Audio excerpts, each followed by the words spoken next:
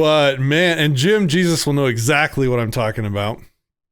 There has been some drama among the Libertarian Party and the Twitter circles, the Twitterati, all around this dude that got nailed.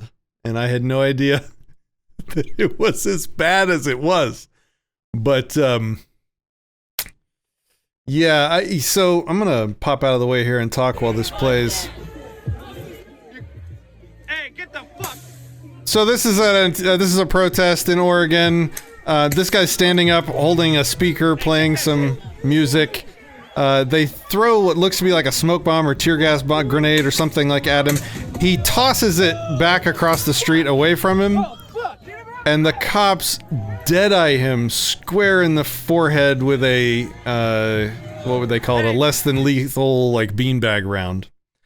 And I'm not even going to show the picture of how tore up this guy is. Like, I'm really surprised he's alive. Like, they call these things less than lethal, but, you know, if you shoot somebody dead center of the temple, dead center of the forehead with one, you can kill somebody really easily with that. And what did he do to deserve that? Well, he held a speaker at a protest where other people were, I guess, attacking government property. And it's the weirdest thing. Like, I see the outrage mob happening on Twitter, and just like somebody's mad at libertarians in general. They're like, where are the libertarians? And I saw another thread for the Republicans. I don't know how many of you saw this, but they were also saying the same things like, where's the NRA? You know, we've got these jackbooted thugs in the street from a tyrannical government, and the NRA always tells people that, you know, the Second Amendment is for resisting tyranny, not for hunting. Well, look, guys, here's some tyranny. You see the NRA anywhere? No? Oh, okay. What? There's so much to say on this. So first of all, to the Republicans that aren't aware yet, all the people, the actual activists who are out there fighting on the streets for gun rights, tore up and burned their NRA membership cards years ago. The people that are actually fighting for gun rights in this country don't like the NRA. In fact, the NRA has stalled actual legislation that was going through to for open carry in Texas. For one example, open carry was about to be passed in Texas. It was on its way through the legislature, and the NRA's politician, the NRA-backed politician in Texas, got in the mix and tried to help the situation by completely stopping it, or it basically delayed open carry for a while.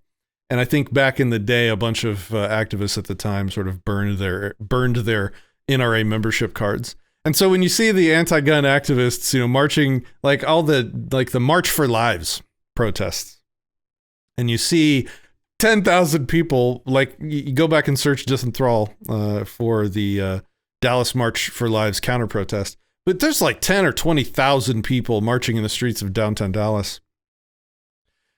And they're all chanting against the NRA, but I mean, the gun activists, they're the enemy that the left thinks the NRA is, doesn't even have the support of the real sort of gun freedom people. I think it's just kind of become like a template Republican default sort of political powerhouse that, you know, maintains its power by scaring people, much like, you know, on the left happens often.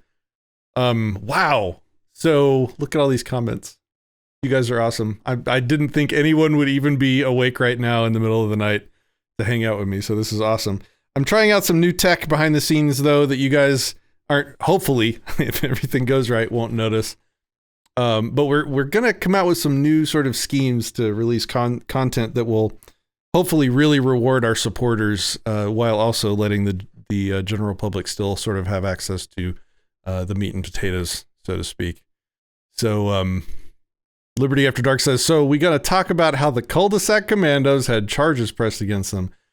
We are going to see, that's one of the things, like, I'm sitting here trying to finish the website and all this stuff is happening. That is an outrage that deserves its own video talk for sure. Yeah, you saw that video, just dropped him instantly, knocked him out. I think he had multiple fractures or something like that.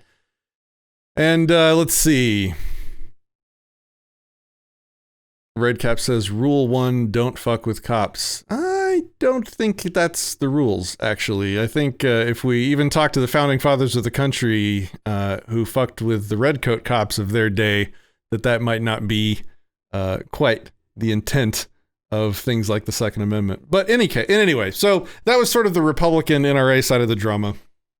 The other side of the drama was this libertarian, I guess, celebritarian shitstorm that has been going on Twitter for 2.5, 3 days, where libertarians are supposedly, getting called out for not supporting this kid that got nailed in the forehead with the beanbag that was holding the speaker. And Eric July is pretty much frontman, not only of his band, but also of this Twitter shitstorm. And he's taking the stance that, no, I would not want to come to help that guy. He's probably a commie. And woo, that was calls for heads to roll and calls for hypocrisy, or accusations of, people being hypocritical, not standing up for their principles. If we are talking about being anti-coercive government, invalid, non-consensual government, and then we have an example of a non-consensual government thug shooting a peaceful person in the head with anything, then we should be standing against that. And Eric July's point, and you guys can watch Eric July's channel if you want his opinion. I'll give you mine. How about that?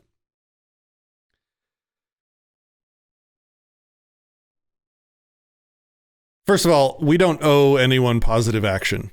There is no positive obligation. Even if we hold a principle that says that what the Blue Line gang members did in that scenario was wrong, there is no positive obligation to come to someone else's defense. That would be sort of post facto, that would be de facto slavery. We would be sort of required to, it'd be like a forced Good Samaritan. That's unethical. To be a principled person, or to hold that principle even, you're not required to go out of your way or to endanger yourself or to self-sacrifice in any way for other people over that principle. Like, both things can be true, that communism is a dangerous, self-contradictory, blood-soaked ideology that, no one should support, ally with, stand next to, or anything. And also that this other dangerous, self-contradictory ideology called the state and the Blue Line gang members that were operating according to that ideology were also wrong and blood-soaked. And so we have an example, probably, and I haven't seen this directly, so I'm not going to say that this is what it is, but the guy that got shot was in with a bunch of Antifa people in the middle of the night, going after a building. He may have been a peaceful protester holding a speaker. I don't know that he was a commie, but you can at least probably assume safely that he was a far lefty. So he was somewhere in between a far lefty socialist type and an anarcho-communist. And I can say that both things are wrong, and I can stand against both things. I can stand against the cops hurting peaceful people if he was in fact a peaceful person. We don't actually know that from the video that we saw. We just kind of, it cuts in right sort of before it happens, showing the immediate lead up. We don't know what this guy was doing beforehand. He could have been going after peaceful non-government property, though I don't think that was the case. I'm pretty sure they're only attacking government property. Again, that's not something that I have a problem with in and of itself. If no peaceful people's property or persons is getting attacked by them, then there, in my opinion, there's no harm, no foul from that side. And then from the other side, you don't shoot a guy holding a speaker playing music. And see, I think somebody said, one of the early reports that I read was that he picked up the smoke grenade or whatever and threw it back at the cops. And of course, absolutely none of the headlines that we see on any of this stuff early on are real. Like, what actually happened was they shot this grenade in his direction. It landed at his feet, and he picked it up and sort of tossed it back across the street. And then they nailed him they drilled him in the skull for that. That's absurd. Anyway, my position on it is this. I do not, as a rule, because it's bad tactics, it's bad optics, I do not, as a rule, ally with commies. Full stop. For many reasons that we can go over. And I guess it's worth going over right now, right? The enemy of my enemy can still be my enemy. I can have multiple enemies at once, right? And so if somebody, this is assuming this guy was a commie, but they profess that the capitalists are the enemy, and they spend all their day talking about how the landlords or whatever need to be killed, guillotined, whatever. That the right is the problem, and they make it clear that I'm their enemy. I'm not on their side, and given the chance, some of them, not all of them, these collective they words are problematic, of course, but there are some that have certainly threatened me just because I hold property norms that differ from theirs, from a left-right perspective, I suppose. I don't even like the left-right classification, but it is never, ever smart to ally with an enemy. One of the main reasons is just optics for the other people. Like, I'm spending my entire day talking to the general public, trying to create more volunteers, trying to wake more people up to the basics of ethics and principle, how to live and let live and behave like, a grown adult instead of an indoctrinated adult child. And so if people are watching us talk about those positions, espouse those principles, attempt to live by those principles, and then see us go and stand next to a commie, that's going to pollute the message. That's going to grant additional power to their movement, even if it's for, a good cause in the moment. And I will not do that. Then another reason why it's dangerous is because at the last minute, when your back is turned, they will come for you. Just like we saw, the spray painting on the wall on one of these. I think it was Portland, where it was like a communist symbol, and it says, "Liberals get the bullet too." You're their enemy. They might stand next to you long enough to get what they want, and then you better watch your back. That's no good. No, thank you. Not only that, it's just disgusting. I mean, for real. So, not Lorax, the Discord. We have a new website that's kind of functional so far. Disenthrall.me/platforms. There's a link to our Discord on it. It's not as fancy yet, but it's getting there. Stephen Mulvey, good to have you. Celebrity After Dark, Libertarians. Yeah, I know. I hate that word, right? Well, I mean, what does that even mean?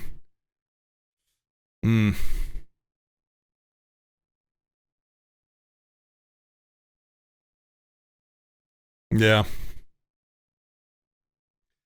Liberty After Dark says, I don't know if the first thing in my mind would have been he's probably a commie, but my first priority is me not coming down with a messed up face like Home Slice. That's another good point. None of the local Dallas activists are out there at any of these protests that I know, let's say. They know, number one, that protests do nothing.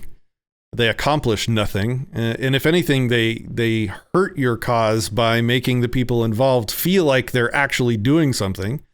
But you don't achieve freedom by begging government for it. And that's mostly what protests are. And then the opposite becomes it makes it even worse when you destroy property and you kind of do this like wanton display of destruction and violence and whatever as a protest. Because most sort of normal, decent people want their life to be sort of calm and orderly. And when they see a group of people causing disorder and chaos, their first instinct as a human is not to feel sort of compassion and empathy. Their first instinct is like, can somebody stop them from doing that so that I can go to work tomorrow and make a paycheck? And I don't need to worry about this. This is a threat. It's an uncontrolled threat, not something that is a good thing. Another reason not to stand next to those people. I don't want my name anywhere near any of that stuff.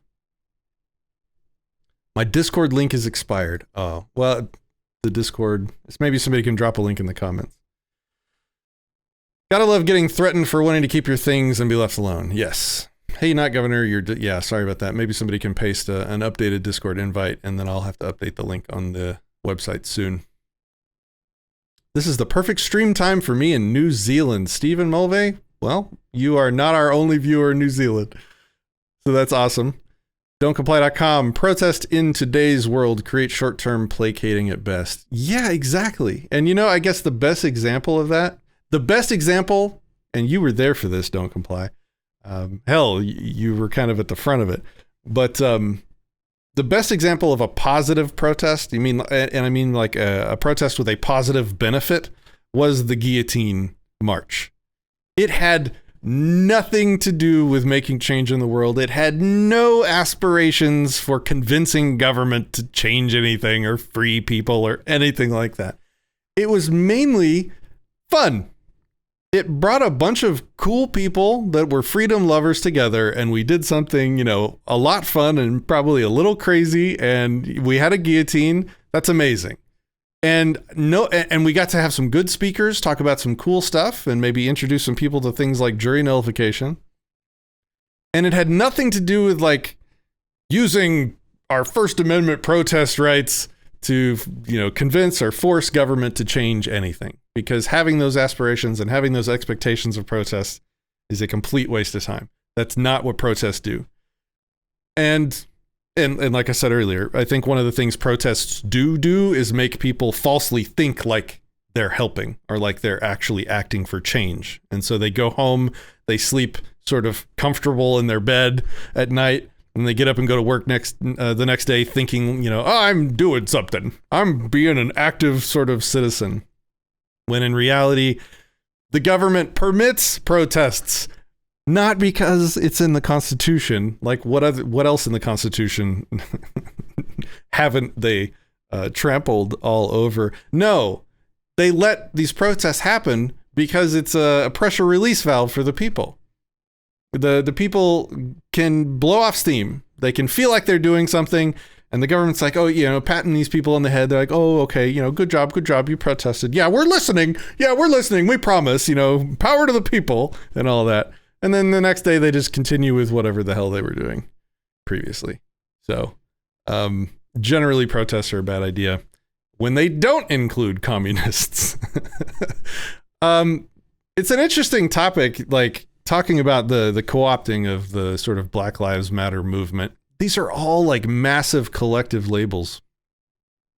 And that's a problem, because any collective label for a group of people larger than 3 or 4 humans is invariably going to be inaccurate. And the more people you add, the less accurate the label becomes, or at least the less accurate your statements about that label become.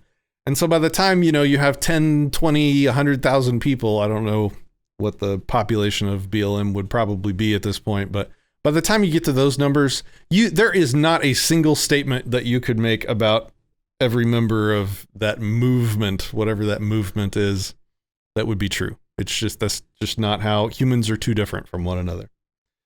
But it's been interesting to watch the Marxists and Antifa types consistently, repeatedly able to co-opt these types of protests and these types of movements. And, you know, it would be like if we started a protest that was pushing for something, and they sort of showed up in numbers or whatever and organized it and started co-opting it. That's one thing. But for us to then like do the opposite, like Antifa's co-opting BLM, let's say, and then we go and show up to their protests, we're benefiting that motive. We're not like, I heard some people on Twitter, and I heard some people on, I think it was Free Talk Live. I forgot the guy's name, but he was making the case on the show today that, you know, we should show up to these events and show support for these movements that are partially the right idea. Like, partially the right idea is, you know, the police have gotten far beyond ethical, far beyond a good thing. It's an evil blue line gang monstrosity at this point. Yeah, we agree on that. And so he said that we should show up when people are on the right track, so to speak, and support those people and sort of add the actual libertarian message into those people's ears where we can. But the opposite, I think, is really the case. I think when you show up there and you say, yeah, I'm a libertarian and I'm also against this and I'm here participating with these people, it does two things in the people watching's mind. Like I think I kind of said this earlier. Number one, they're not listening to you when you show up. They're just not. They're there for their own reasons. But you showing up with them bolsters their movement and bolsters their goals and their ideals and shows everyone watching that you guys are, shoulder to shoulder.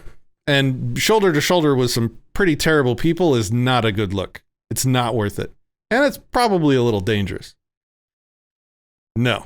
So, not for me. No thanks. Now, I will say, this guy that got shot in the forehead, that if everything holds true, that he was peaceful, not attacking non-government property, anything like that, then as usual, as I've said many times on this channel, the cops that did that are vile, evil, just disgusting creatures that are fit for nothing less than defensive force to protect people from that stuff happening to them.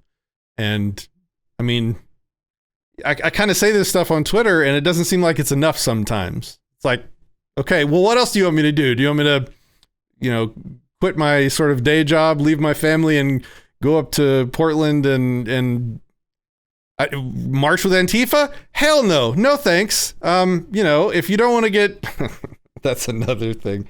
Oh, there's so many parts to this. Another reason why I don't think the local activists are going out there and participating in this stuff is because it's kind of not safe. Like, they're going up against a militarized police force, and I'm not saying the guys are scared of getting hurt. That's not what I'm saying.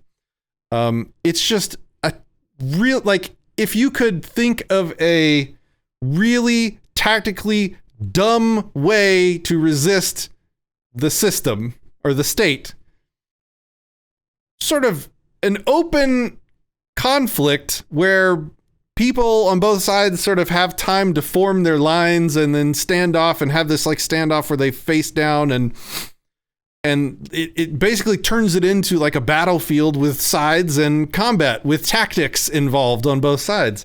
That's a really dumb way to engage a really powerful, well-armed, well-resourced enemy. So if I think I'm going to get banned. That's why we're making a new platform. If people were wanting to resist an enemy like this, the dumb way to do it would be to get a bunch of people together in some sort of like semi-organized thing and have a toe-to-toe showdown with the Blue Line Gang. Like the Revolutionary War in the country, in the beginning when the people here were losing miserably is when they were fighting with the same tactics as the Redcoats. They would march in a well-regimented, box configuration with a bunch of people with rifles, and they would just stand and face one another and shoot a bunch of bullets at each other. And whoever had sort of breathing corpses at the end left won.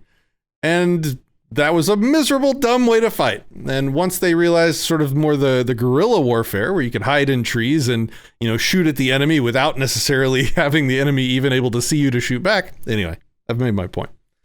The tactics are dumb. So it's like, it's dumb from a optics point of view. I don't want the public seeing me allying with a communist. That's terrible, philosophically, principally. It goes against my goal of teaching people about the principles of voluntarism. It's dangerous in that you're allying with an enemy who could backstab you at any time. And it's really dumb tactics if you're wanting to accomplish any kind of resistive effort against the state. So it's just, I don't see an upside to that. Maybe you guys can let me know in the comments if you disagree. Liberty After Dark says, it can be good for people in the movement to get together to build that community as long as we all acknowledge it's for that purpose and not succumb to any delusions. Yes, absolutely. Absolutely. What do you mean everyone in the BLM movement all have a very cohesive narrative with the same mission statement and goals. Yeah, no. The feds love the anti-police movement. They want to get rid of city cops and bring in the federal agents to run every state. Everything happening now plays into that goal. That's a very good... I don't know which member of Don't Comply is talking to me right now, but yes. The feds do love that. Not only that, but I think Trump loves it too. I mean, all of the really nasty riots are happening in left cities, left-leaning cities, left-led, left-run, left-operated cities. And when recently Trump threatened to sort of send in the feds to secure these cities, and the leftists, because the leftists always do, this is like their Trump derangement syndrome, Trump can literally say nothing good, and he can do nothing good.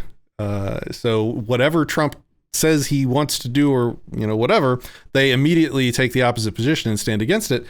And so what's happened in this situation is that Trump has said, hey, I will send in the feds to, if necessary, to lock down and secure these cities and to stop the rioting. And of course, the left plays the only song they know how to play. And they say, well, that's terrible. That's, militaristic fascism or whatever.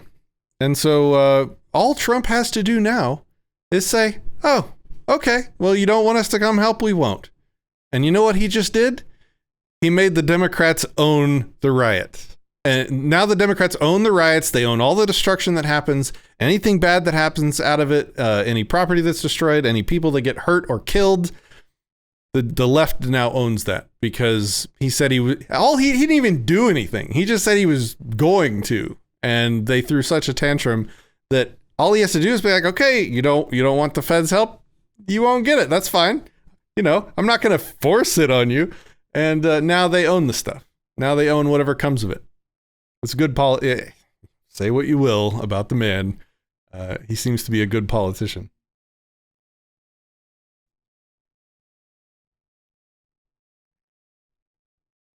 Could you imagine a unified police force? Jesus, that's a terrifying concept. You got to learn to judge risk versus reward in this life. Otherwise, you end up getting arrested for carrying a shotgun in DC. Yep, and we've talked about that before. Is something that gets you put in a cage for a year effective activism? Like, is something that gets you removed from the activist pool, from the ability to be an activist and do activist things for a year? Is that effective activism? I think that's a hard case to make. Yeah, so one of my, I guess, most popular tweets ever so far was this one. I just said, don't see libertarians outraged. Actually know some libertarians. Because first of all, most of the people that were complaining about libertarians aren't libertarians, don't really know many libertarians. They are just, they're doing this thing that is often done from the left where they weaponize your empathy, or they weaponize your own rules or your own principles against you. Principles and rules that they don't hold themselves to, they'll just sort of use your own rules against you to slow you down and to trip you up and to make you think twice. And that little bit of a delay and that little bit of second guessing yourself and checking yourself gives them time to outmaneuver. And this is just right out of that playbook. Like, they don't hold libertarian principles by any means. They're just sort of trying to nut punch libertarians and shake them up and cause a lot of infighting, like we've been seeing play out today. For those of you that don't follow this stuff, probably good on you, but there's been a lot of drama today amongst libertarians, a lot of infighting today. And so guess what? Like, the tactic of sort of shaming libertarians with this trick was successful, I think, in general. I mean, it had its intended goal of disrupting the enemy of the commies by causing a bunch of infighting. It's right out of the playbook. Zeku says, yo, the saying always holds true. You reap what you sow. Since these rival gangs want more control, I can watch them from afar with popcorn. Yeah, that was a lot of what Eric July was saying. And I think it was accurate. He was comparing it to rival gangs. You've got the commie gang and you've got the Blue Line gang, and they're just going at it right now. And you know, some of what the commie gang has been doing is something that, you know, is interesting to see and isn't necessarily unethical because they're sort of attacking the biggest threat to liberty in the world. But a lot of the other things that the commies are doing is evil and terrible in its own right.